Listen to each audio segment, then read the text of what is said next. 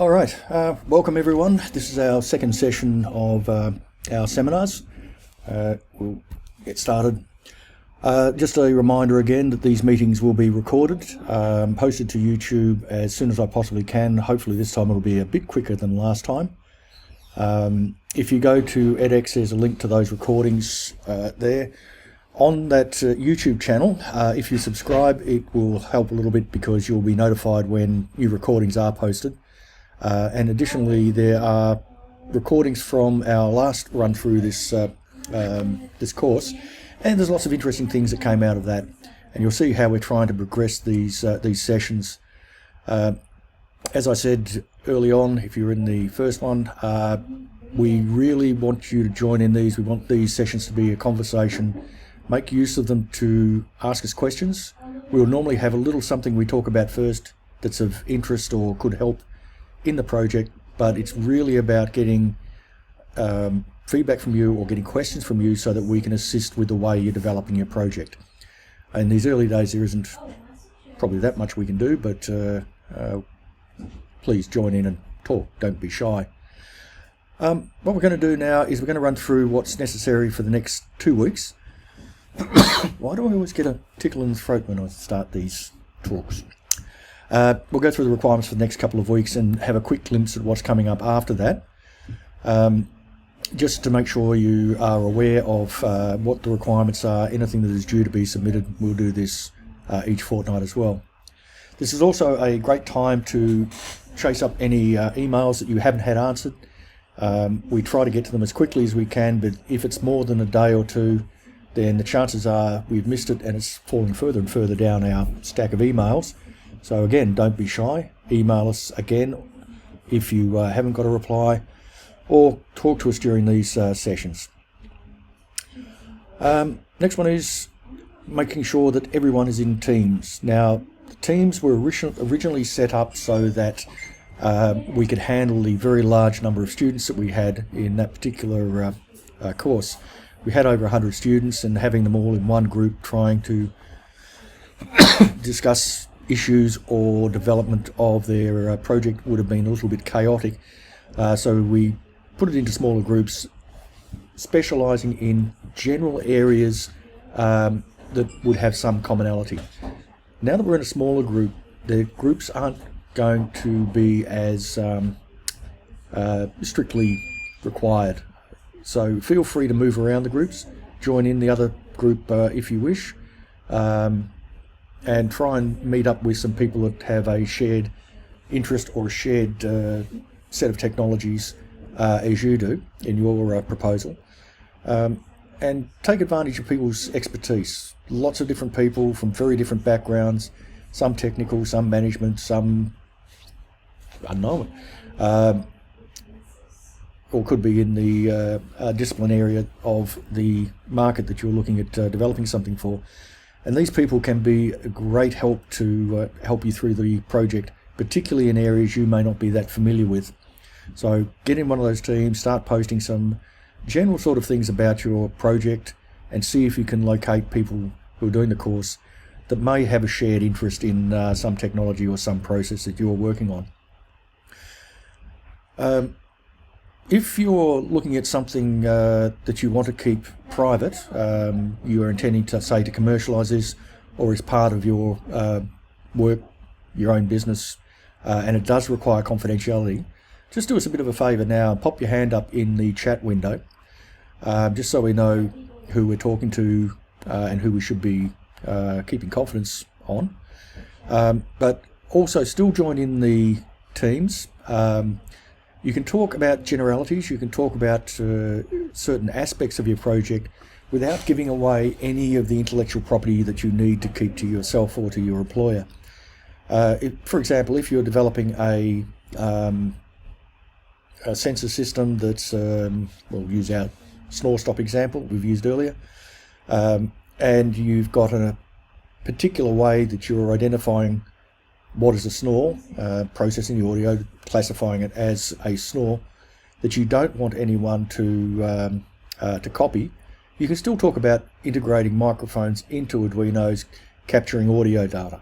So there is still the opportunity to share things about your project without breaching the intellectual property confidence that you want to maintain.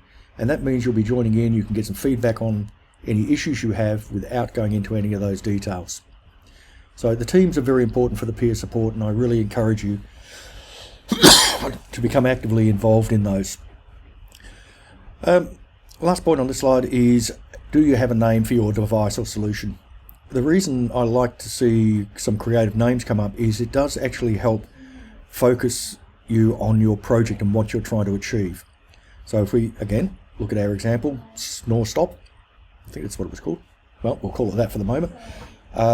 It's immediately obvious that you're looking at the condition of snoring and how to alleviate the problems associated with snoring. This can aid in reducing scope creep, so you know what your end goal is. You want to solve this particular problem, and you don't so much get sidetracked on lots of other things like measuring the comfort of the mattress or seeing if your partner is asleep or not. You know that the product is to look at snoring, stick to that. It's also a very good way of describing what you're trying to achieve. So if you try and come up with a good name, not like we do with our very boring names, it can actually help attract other people into your project to help out. Okay, so did we get any hands up on the confidentiality there, Savash? Yeah, and as far as the confidentiality goes, if you just let the team know that anything you're submitting is confidential, we can arrange different ways of submission. For example, a gentleman this morning raised the privacy issues on Kanban Iser, and it's probably just as good as Zoom. So you might want to be careful if you're putting anything that is commercially sensitive up on Kanban Iser. But there's no need to use Kanban Iser if you don't want. It's there as a tool. It's there just to help guide you through the thought process of creating a solution. And if you do it in PowerPoint or Visio or any other package, that's perfectly okay. And you can actually send that through to us via email or some other method to ensure that nobody else will actually see it except the faculty staff members. Okay, moving on. So this fortnight we're going to be working on Kanban Iser. Kanban Iser is, as I said, a really good tool for getting ideas down on paper and structuring how you're going to approach the development process as well. There's several categories, and I've got an example of this coming up in a sec. There is the problem statement, and here you list the top 3 problems your IoT idea will address. Now, it's really good to try and keep this to a small number, because otherwise we get that problem of scope creep, and you end up trying to solve every single problem in the world and actually solving none because you just don't have the time. So 3 problems is probably a very good level to stick to. If you're doing something very unique, you might only have 1 problem that you're trying to solve, and that's perfectly okay as well. But if you start to get more than 3, we can get into the realms of scope creep, and that's not a good thing. The next part to look at is customer segments, and this is who you're going to target your idea at. So looking very much at the problem area that you're solving and the people that you would be dealing with. If we look at Savash's PhD project, it's dealing with measuring human wrist movement or modelling the wrist. And that is aimed directly at practitioners in the field of cerebral palsy. So a very unique, well identified market that has been identified for his project. And that's good because then you can look closely at what the requirements are for that group of people. So working out the customer segment, again, a key part of the design, because you have to understand what they need to solve their problem, because that's what you're producing your device for. We need to have a unique value proposition, and this is a single compelling message about your OT device and how it is different to everyone else's and worth buying. And that, again, comes in with the market research, which we will cover more in later stages, and a very important part of designing this for commercial reasons. Well, not even just for commercial reasons, it actually works well in the philanthropic area as well. But we can talk more on that a bit later on.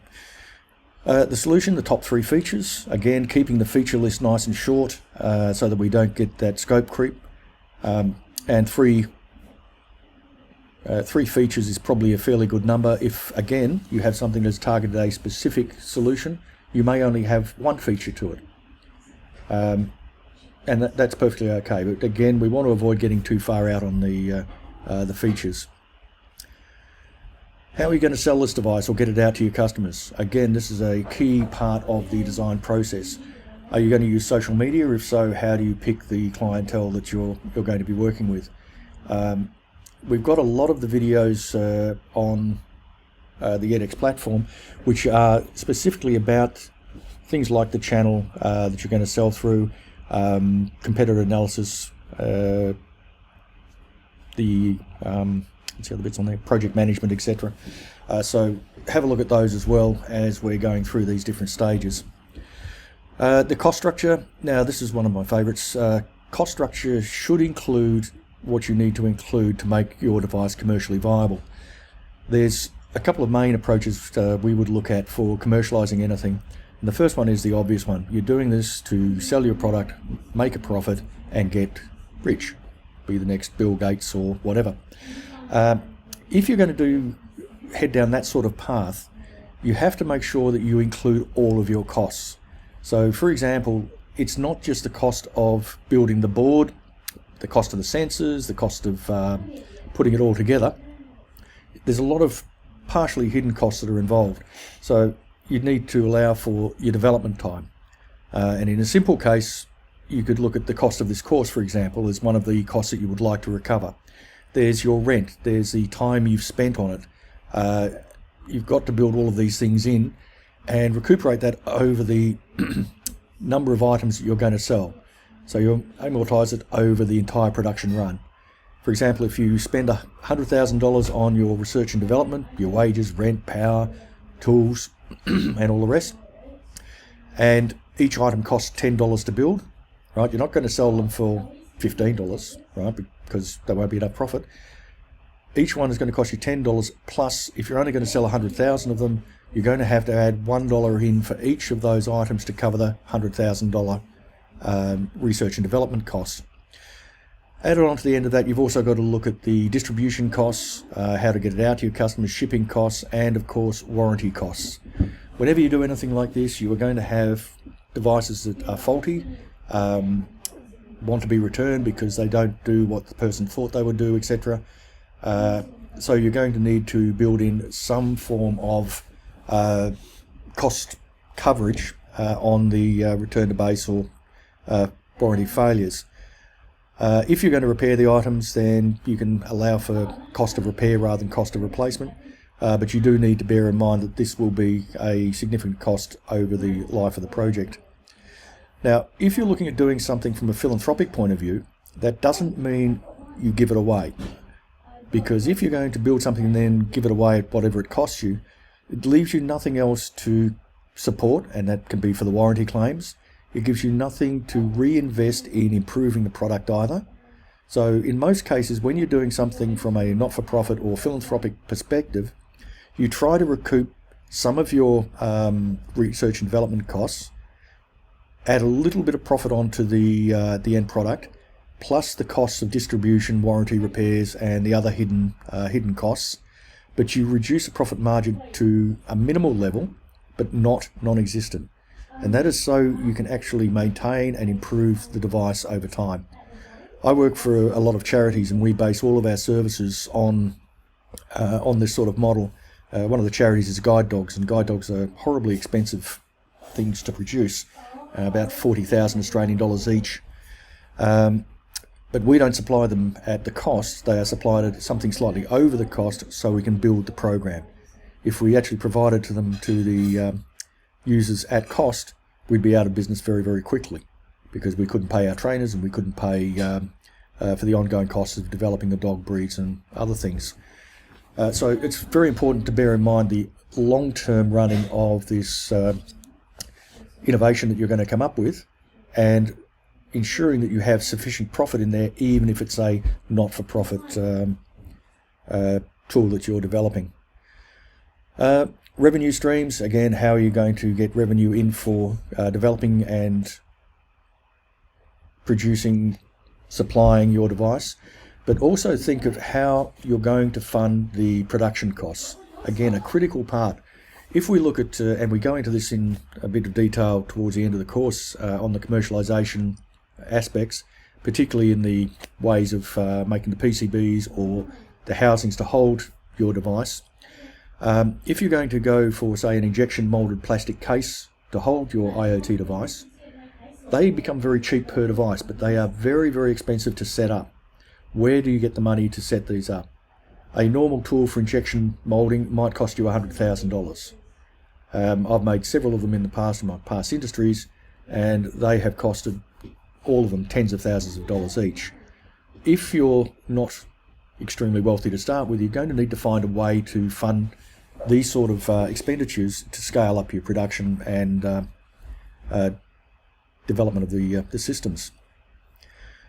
There's lots of different ways of doing this. You can work with venture capitalists, somewhat dangerous because they are often called vulture capitalists because they tend to take an awful lot of the possible revenue that you're going to get in return for fronting up the money. Understandably, they do this because most ideas don't work out and they need to cover the bad ones with the good ones. There's lots of things like GoFundMe, not so much risky, but it's unreliable. But there's also more formal ways, looking for research grants, development grants, tying in with educational institutions, tying in with government funding bodies, and these need to be investigated specifically for your locality. So different countries have different support structures. Some have more, some have less. Some rely much more on private industry, some rely much more on government funding. So knowing how you're going to be able to fund the cost of tooling up and other longer term expenditures is very important as well, and we do go into this a little bit more later on. One of the key things you can get out of the Kanban Iser is your measurable milestones. These are the key points that you know your product is developing well. If you don't meet these milestones, you can actually do something which I particularly like, and it's a fairly new way of thinking about developing new products, and that's fail fast, fail often. And this means that you get your early prototypes built, proof of concept, you see if what you're planning is going to work, and if it's not, you go, great, well, we'll throw that idea out and we move on to the next thing. And this allows you to try out lots of different things without committing to a long-term expenditure. The only way you can measure whether you're going to succeed or fail is by having milestones in place. So you know, at this point I have to have my hardware platform developed, at this point I will have the alpha version of the software running, at this point we are going to do some field testing, and as long as you've got those milestones you can actually measure whether you've got a chance of succeeding with the product, and as soon as you reach a point of failure you can then pull the pin and minimize the cost to your organization. And the last point I've got on this is unfair advantage. This is the key advantage of your IoT device that makes it unique. It's different to the unique value. The unique value is looking from the customer's point of view, but what is the key advantage of your IoT device over everyone else's? For instance, the example there can't be copied, can't be easily copied. So you need a selling idea, and this can be used either in the funding bodies or for marketing, depending on which advantage you're really aiming for. So if you haven't had a look already, this is what the Kanban Iser looks like, and it's a very, very simple thing. This is a very simple layout using our Snore IoT device that we used as an example previously. There is a problem that we are trying to solve. In this case, we've gone for one problem, and that is quite suitable for many, many IoT devices. They're small devices there to solve a particular issue. They can become quite complex as you start to connect them all together, but it can be just a single problem. The solution, basic ideas of how you're going to approach the problem, and I won't go through each one of these, but the example is there. It's on the edX page. Yeah. Now, the document itself is a living document. As we move through this course, you'll be referring back to the Kanban Iser sheet that you've made up, or the Kanban Iser form, and adding, subtracting and changing it. And this will assist a great deal in your final report, which is a major part of the assessment that Savash and I will be marking. Get Hannes on it too if he's willing, but definitely Savash and I. So you build that final report based on the thinking process, the thought process that you go through creating your Kanban Iser spreadsheet form. Have we got any questions on the Kanban Iser itself? It's a design thinking process. It's meant to encourage free thought, be imaginative. Remember, it is a living document, so if you have things on there that you would really like to see but they're not actually achievable, you can always take them off. As you move through the process, you can add things as you discuss them with your teammates or with us and expand it out further. So, Savash, any questions on the Kanban Iser so far? Yeah. I would suggest, and it's completely up to you, that you take the bare bones product that you want to develop, you do the Kanban Iser based on that, and as you get further along in the development, you start adding things into the Kanban Iser as you start to see that you can actually achieve that within the time period we've got, which is pretty short, really. So you can do it that way, and we're going to build a lot on that milestones and the project process in the final report. One thing I should mention, the final report we would like to see in a format that is suitable to, with a few modifications, take out to a funding body and tell them, look, this is what I've got planned, this is my development timeline, this is the milestones I think I can reach, this is my current state of prototype, will you give me some money? That's really what we want to see from the final report. It's not an academic final report, it is hopefully something you can use, if you want to head down that path, to propose it as a real product to either funders, your employer, or to use as a business plan for yourself. The other way you can approach the Kanban Iser is to do it from a very high level. So if you've got an idea in your mind of what you want to have at the very, very end of the development cycle, use Kanban Iser for that. Don't go into the intricate details of how everything fits together, but the overall concept. What are you trying to solve? And this is where Kanban Iser becomes very good. You can get a high-level view of the problems you're going to face, what you want to achieve, and some of the milestones in getting there. So you can go either way. If you're really looking at commercializing this, I would tend to recommend that you go for the high-level, complete device in the Kanban Iser. If you're looking at doing this as a learning process in IoT only, then it's probably best to do things back at the stage where you can achieve everything that's in the Kanban Iser. So that would be my suggestion, but the choice is yours completely. You are correct. Again, this depends on what you're hoping to get out of the course. My suggestion would be that you look at the overall cost, so counting things like the maintenance of a dashboard, into the ongoing selling price of your service or product. So if you work out that to run this service, we'll use a service for example, you're going to need $1,000 a year to run the dashboard. You'll need to know that how many items you're going to be selling and put that cost over the number of devices that you're going to sell and support. Okay, and build that into the selling price, or build yourself a subscription model so that for every one that goes out, you know you're going to have 1,000 of them out there. It's going to cost you $1,000 to run the dashboard, so your subscription service will cost everyone, say, $2 per year. And that comes into the pricing structure. And again, we go more into this when we're talking about the final report, and the commercialization aspect really is in your pricing model. In a lot of these cases, it could be a subscription model. We've got one which I can't say much on. It's to do with utility suppliers, as in water, gas, telephone. And they own the device that's going to be put into the customer's premises.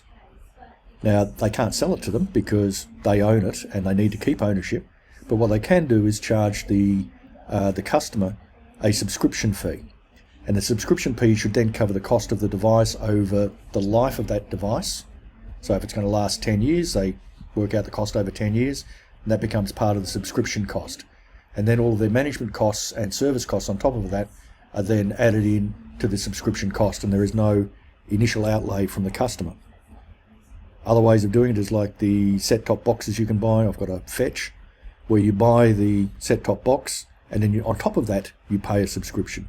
So you can lower your subscription cost and risks by selling the device and then having a subscription on top to do the warranty repair and maintenance and ongoing costs within the system. I hope that sort of answers your question. Okay, so as we head into week 4, because we will see you again in 2 weeks, which will bring us to week 5, so just a bit of a heads up of what's coming up. You should have joined a topic team, posted your idea, joined in the discussion. It's always nice to like some ideas of your teammates. It's beneficial because they'll see that their ideas actually have merit. It's also really good if you politely and constructively criticise things people are saying. Again, this all comes down to just being polite, being friendly, because constructive criticism is also extremely helpful. If someone is approaching something in a way that you feel is not ideal, it's great to let them know so that they don't continue down a path you might have tried and found out wasn't ideal. So get into those topics and like and dislike, but there's no dislike button, in a friendly, polite way. Won't worry about that one, we're all in the right web groups now. Okay, as I said, there's some very interesting product development videos up on edX produced by my good friend Todd Hutchison, who does new product development for a living, but he's a business person. And we brought him in specifically because he is a business person, and this is again something you can find in your teammates, people with different skill sets. We're engineers, all of us, and software developers, so quite often our business acumen is not ideal, but these videos are there to help you through the design process. There's a lot to the design process. There's a lot of project management involved. There's a lot of looking at regulation, something else we should be. In fact, you can talk about that one in a sec, Savash. The medical costing and the cost of regulation, etc. Can you remember that? In a sec, we'll just finish this bit off. Yep. So watch those videos. They're very informative and they will help in your product development. So around about week 5, I think we've got the Kanban Iser due. Use a template if you can. If you can't for commercial confidentiality reasons, do it up in whatever method you like, Visio, PowerPoint, etc. And let us know that this is commercially in confidence, and we'll arrange a way to get it to us without using the Kanban Iser link. And it's the first graded assessment worth 10% of your total mark. But more than that, it is the ideal way to start getting your ideas down in some more formal method so that you can start creating a plan for the further development of the system. So, Savash, did you want to talk about the regulatory side of things or not? I'd also have a look at scaling. You mentioned it was something to do with rain. I haven't actually seen too much on it yet. But if it's sort of something you wanted to scale, let's use an agriculture example for this. You have a small farm where you'd only have a few sensors out there, so you could actually do much of the processing on those local sensors. However, if you wanted to scale, you might want to start looking at edge processing, so that you have a smarter hub that handles the management of data from sensors, brings that together in one point. That then handles your calls off to the weather information and does the processing on a more powerful but maybe I/O limited device that you have sitting at the edge of your network. And that way it'll scale better. You can have lots more small sensors out collecting information and a central management unit that will then go and poll them or collect the data as and when it's needed, and you could scale it then up to thousands and thousands of sensors. In many of these cases, we simulate the input. I was talking to one of our engineering students today who's doing a project on soil, agricultural soil measurement. And one of the things that we can't do at this moment is measure nitrogen levels easily. So what he's doing is he's taken a little Arduino Nano, which is a $2 computer, and he's calling that his nitrogen sensor. And he programs it to provide data that you would get from a nitrogen sensor in the same format using the same interfaces. So the IoT solution itself, the main part of it, recognises that as our unaffordable nitrogen sensor and reads the data in exactly the same way and same format it would get. So it's proving that if we had this $1,000 device, it would work because we can read the same information and it fits into the rest of the system quite easily. So simulating things, as long as you can show that your simulation is true, is a good way of doing the proof of concept. Yep. Well, if you do want help with the mechanical side of things, we have a mechatronics department within Curtin. And if there's specific questions you've got on the mechanical electronic interface movement, I can approach one of them and get some answers for you. Yeah, mechanics is not my strong point either, unless it's a motorbike. Well, you're always difficult. Hannes is our algorithm programming guru, along with Val, so expect some very strange answers from him. Great with databases too. So actually, no, you're not still sharing your screen. I was just going to show that Thingiverse, not Thingiverse, thank you, Thingsboard, just as a great example of using things that are already out there.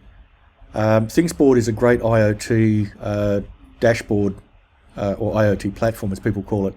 It's not the only one around. There are lots and lots of them you can pick from. Lots of them are free. Lots of them are pay for service. But it makes creation of how you're going to display the information from your IoT system really, really simple. Thingsboard uses a graphical programming language, so you can just drag boxes in place. It can interface into a mapping system. I think it's Google Maps, but I'm not 100% sure on that. So that you can actually show locations.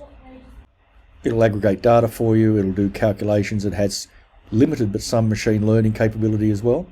And very, very simple, easy to set up. And most of all, it's free. There's another one that I forget the name of, which is free and open source, which is also very nice. But Thingsboard will give you a good example. Can you get it? I'll get it if you're having trouble. So many things. And particularly for proof of concept, where you just want to be able to show that your data is coming through and it's achieving what you would hope your data would. It's this one and many others are particularly good tools to use. So it's certainly worth investigation. It's got very good documentation. The page I'm on at the moment, it supports Arduino, ESP32, ESP8266, Raspberry Pi, and a whole bunch of others. This is a problem if you're going to use somebody else's service. You're relying on somebody else's service. And when it breaks down, it's your problem, but you've got no control over it. So again, when you're developing things, be very, very careful of using cloud services if your system is mission critical. You certainly wouldn't want to be using Thingsboard right now if you were supporting life support systems. Absolutely. You need to make sure that each part of the development is working before you move to the next part. Otherwise, it makes it very, very difficult to trace where the problem is. So if you know that you're reading sensor A, you're getting data that looks like the right thing from sensor A, you then move on to sensor B, make sure the data is correct from that, and so on through. If you connect them all up and your answer is coming out wrong, you don't know which of your inputs is causing the issue. So definitely do it in stages. Get one thing working, move to the next.